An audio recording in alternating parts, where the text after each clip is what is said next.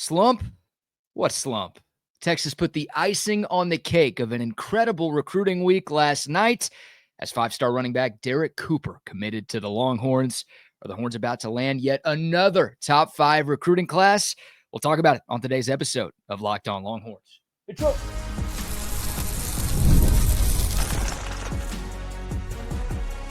You are Locked On Longhorns, your daily podcast on the Texas Longhorns. Part of the Locked On Podcast Network, your team every day. Welcome in. You are locked on to the Texas Longhorns. I'm your host, BK Brad Kellner, Texas grad, Austin local, and longtime sports radio host here in the Lone Star State. Thank you for making Locked On Longhorns a part of your day every single day. We're free and available wherever you get your podcasts and on YouTube. Please like, subscribe, turn on notifications, and remember to leave a comment. That's one of the fastest ways to help us grow right here on Locked On, your team every day. Today's episode is brought to you by Game Time.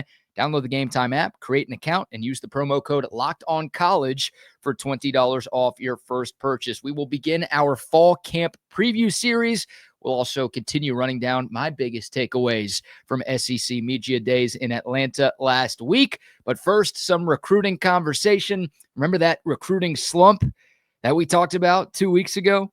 Doesn't that feel like 2 years ago now? What a week for Steve Sarkisian and company on the recruiting trail. The Horns put a bow on their best week of the 2026 cycle by landing a commitment from five-star athlete/running back Derrek Cooper from the state of Florida. He announced his commitment last night, and that made it 3 five-star commits for the Longhorns since last Tuesday.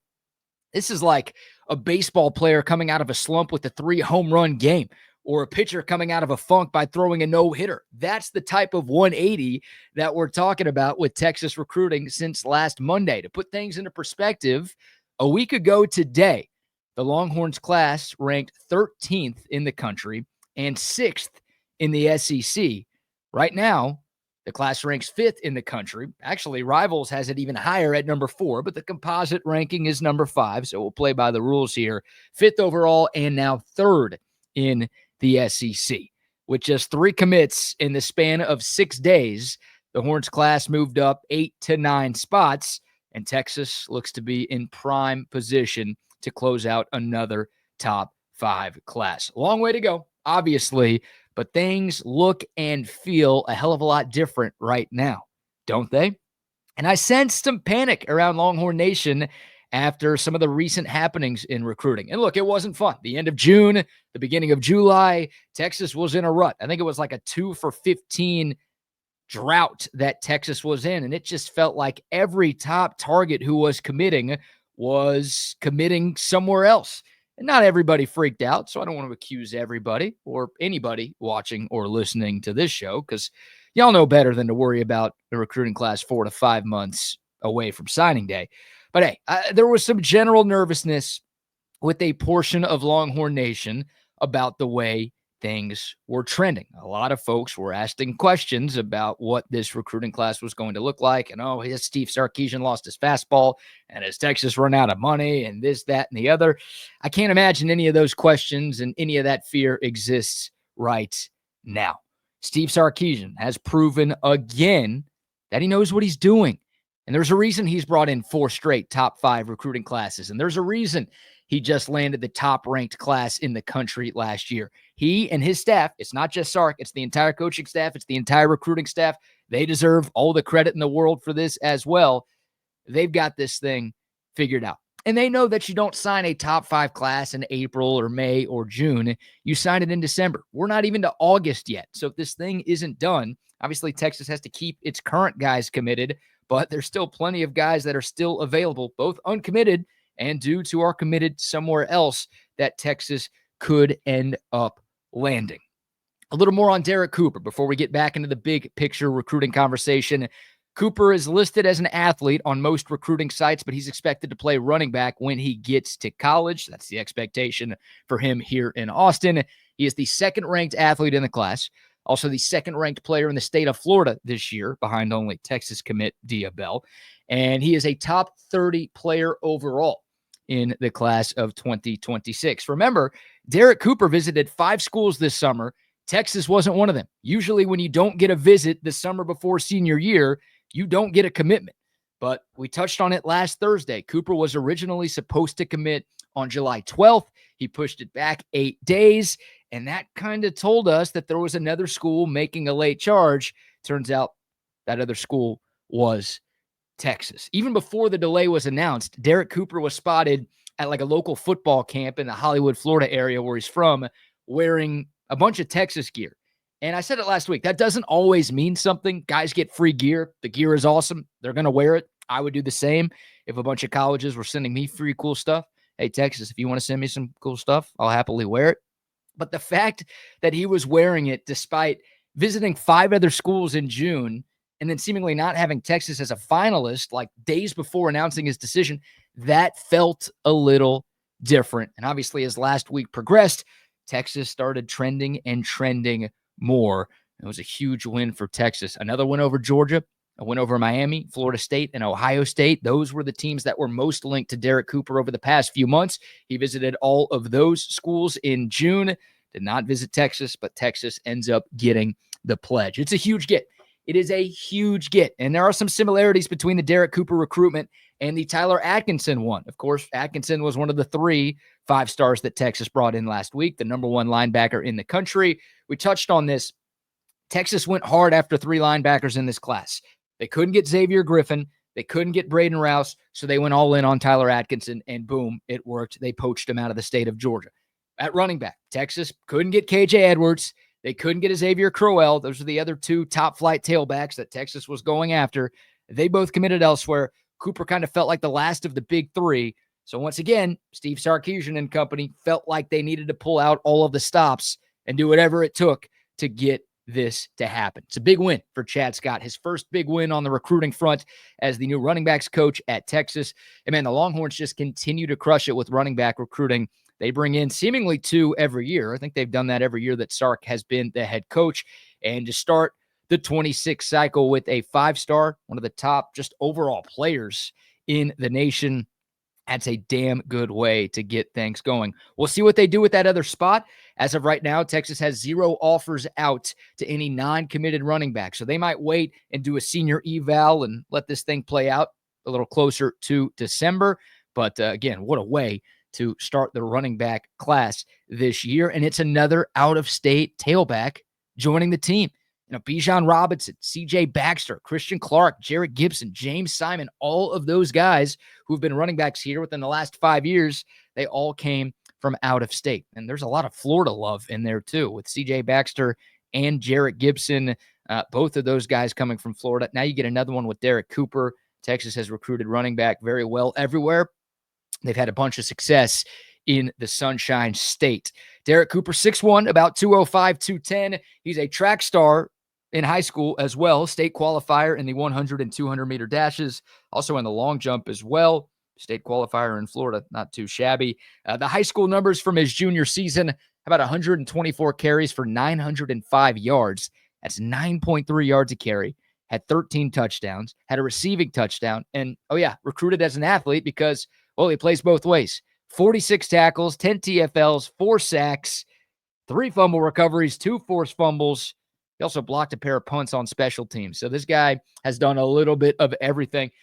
He could be a linebacker at the next level. I don't think Texas wants him to play linebacker, but he is that type of athlete, that type of talent. And you never say no to 5-star athletes, right? This is a big-time get for Texas football. And you think about the future of the running back room. Everybody who's here in 2025 could return in 2026. CJ Baxter will have another year of eligibility. Quintravion Wisner will have another year of eligibility. And then you look at the younger guys with Jarrett Gibson and Christian Clark and James Simon and Ricky Stewart. They have to come back. Texas could get all 6 of those guys back, plus Derrek Cooper and potentially another signee this year. This gives you a little bit more long-term stability, just in case Trey Wisner has another great season and goes pro. CJ Baxter, just in case he bounces back from his ACL injury, puts together a tremendous season and decides to go pro. The Longhorns setting themselves up, obviously, for short-term success, but long-term success as well. They are making sure that that running back room is in a good, healthy spot for years to come. Love the pickup. And a quick bit of a scouting report on Derrek Cooper. Quote, a jack of all trades that some schools view as a running back, while others think his ceiling might be higher as a back seven defender. As a ball carrier, he runs with plenty of tempo and energy as he hits the hole with urgency. Always seems to be spiraling forward with the 6'1", 205 frame, and he will use his core power to bounce off tacklers in tight quarters. Also effective on swing screen passes and has the hands to emerge as more than just a check down option for a passing attack, end quote. So a running back threat, also a receiving threat out of the backfield. Music to my ears. A great get. And the cherry on top of a tremendous week of recruiting for our Texas Longhorns. What a difference a week makes. A total 180.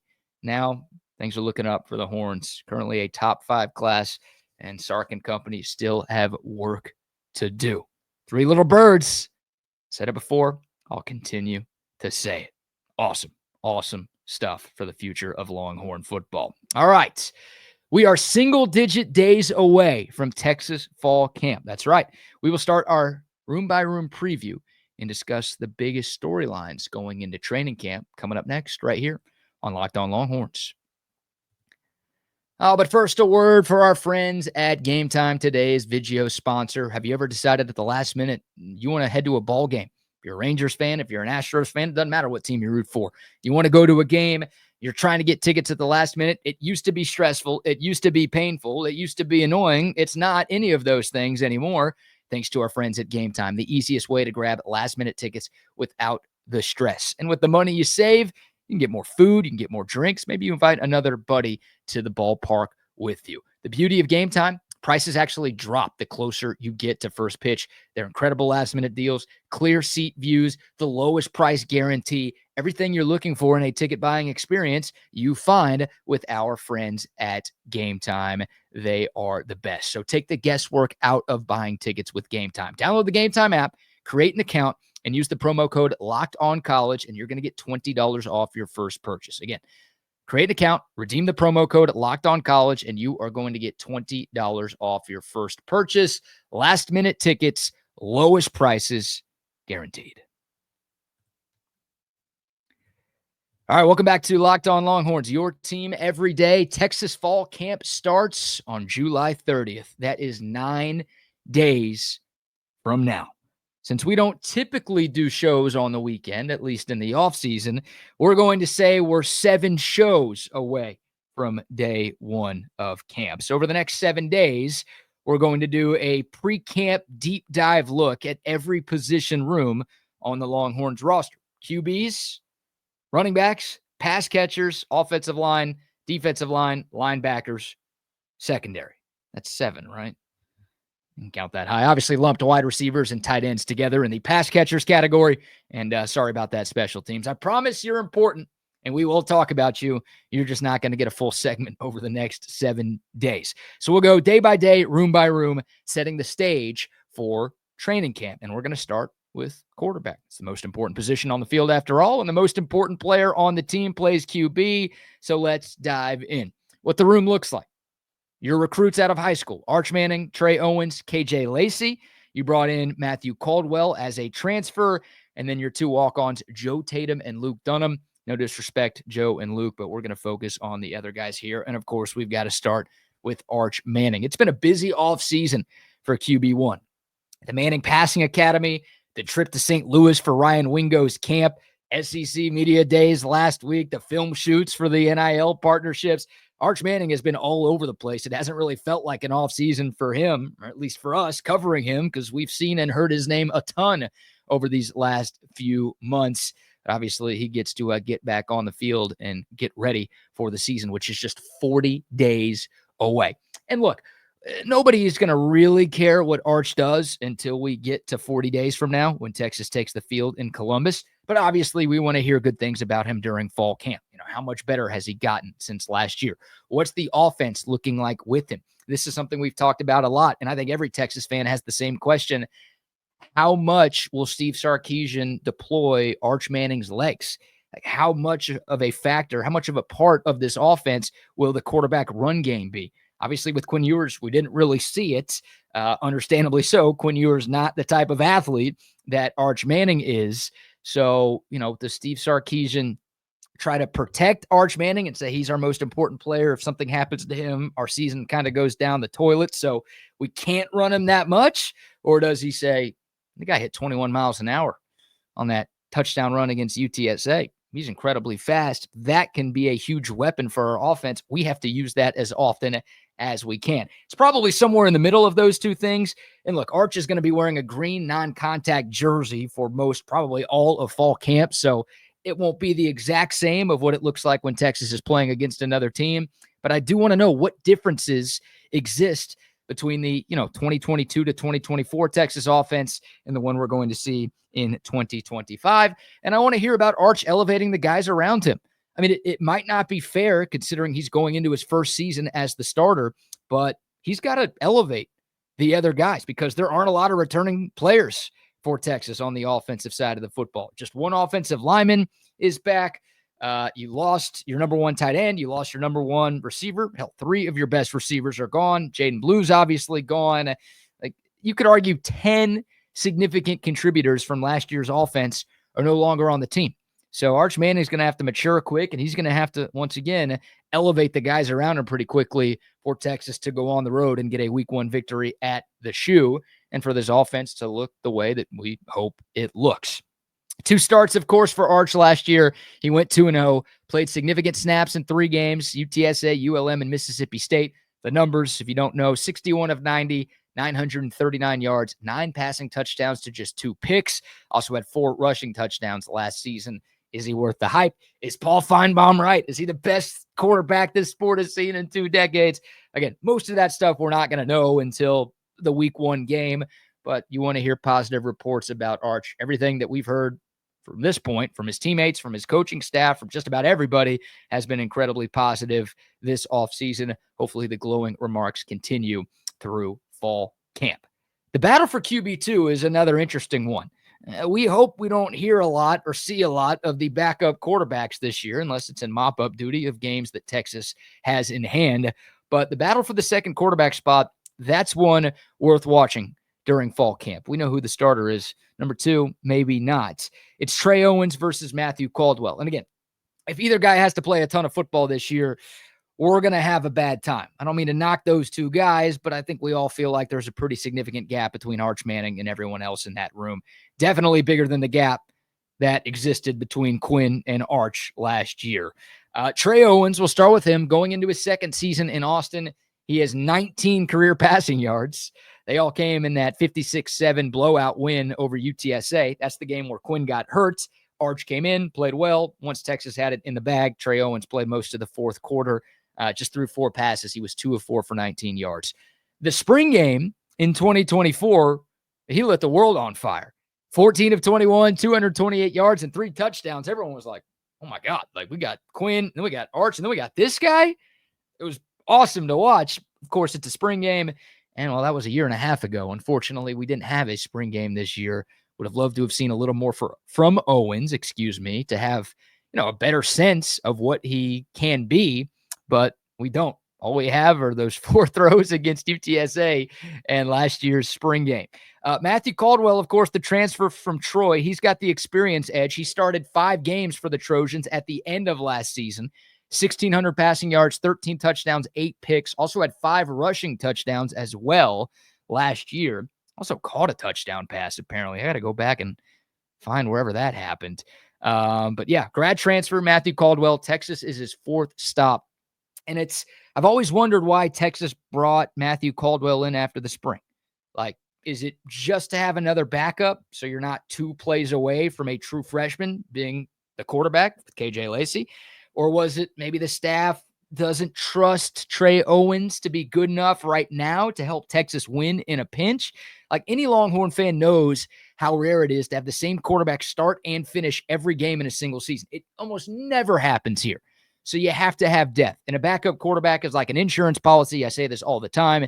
You protect your most important things in life, your house, your car, your life. It's good to have protection. So I like Texas going out there and going to get Matthew Caldwell. I just wonder what it means for the future of Trey Owens. And I wonder, look, if something happens to Arch, who's the guy? Caldwell didn't get here until after the spring, so he's behind the 8 ball a little bit from a practice and playbook standpoint. but he has the experience in terms of career snaps and yards and stats and everything else over Trey Owens. So who would be the first quarterback off the bench? Maybe we won't find that out until, game 2 if Texas has that San Jose State game in hand. But that's an interesting battle, something to watch for during camp. It won't be anybody's number one storyline, but it's a storyline worth following. And then a little bit on KJ Lacey, freshman early enrollee. Super excited about him. I don't know how much to expect from him this year. Like, we saw how little Trey Owens played when he was the third stringer in 2024. Lacey's your fourth stringer on the depth chart this year. Best chance to see him weeks 2 through 4 in those other non-Ohio State non-conference games. But I don't expect too much from KJ Lacey this year. So there you go. A quick preview of the quarterback room. Obviously, Arch is going to generate all the headlines. He's the guy we're probably going to be talking about most from now until the Ohio State game, and then well after that. But that QB room as a whole has some interesting things to pay attention to when fall camp rolls around 9 days from now. Would love to hear from you. Comment below with your thoughts. Who do you think has the leg up for the battle for the backup quarterback spot here in the ATX? All right, one segment left. We heard a lot about Texas. We heard a lot from Texas. We heard a lot regarding Texas. Everything Texas at SEC Media Days in Atlanta last week.